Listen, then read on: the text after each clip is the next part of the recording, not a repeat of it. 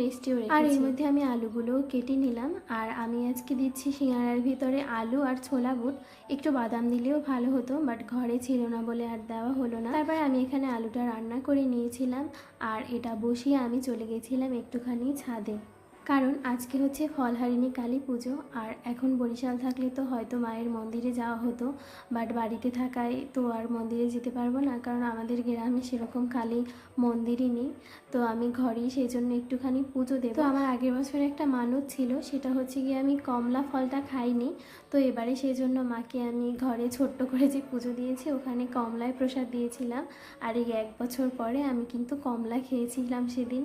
আর তারপর পুজো দিয়ে চলে এসেছিলাম সিঙ্গারাগুলো বানাতে। আমি এখানে প্রথমে ছোট একটা ডো নিয়ে এটাকে একটু লম্বাটে করে বেলে নিতে হবে। আর লম্বাটে করে বেলা হয়ে গেলে এর ভিতর দিয়ে কেটে নিতে হবে। আর এই একটা রুটি দিয়েই 2টো সিঙ্গারা হবে কিন্তু।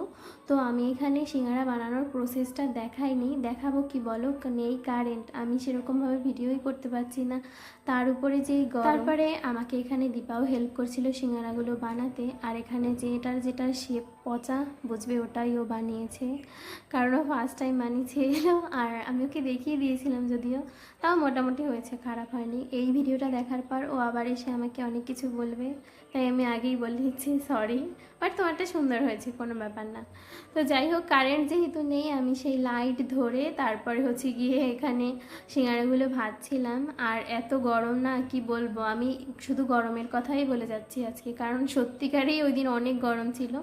তো তারপর আমি সিঙ্গারাগুলো ভাজলাম আর ভাজা হয়ে গেলে সবাই মিলে খেলো, সবার অনেক ভালো হয়েছে। আমি না একটু অনেক বেশিই বানিয়ে ফেলেছিলাম, তো সবাই খাওয়ার পরও বেশ অনেকগুলো ছিল। তারপরে আমি হচ্ছে কি ওগুলো ডিপে রেখে দিয়েছি। আর সেদিন রাতে আমি একটা জিনিস করেছিলাম, এই চিয়া সিডগুলো ভিজিয়ে রেখেছিলাম, তারপর এটা বরফ করেছি। এটা রিসেন্টলি আমি ইনস্টাগ্রামে খুব দেখতে পাচ্ছি, তো সেই জন্য আমিও একটু ট্রাই করে দেখলাম সত্যিই কি এটা কাজ করে কিনা।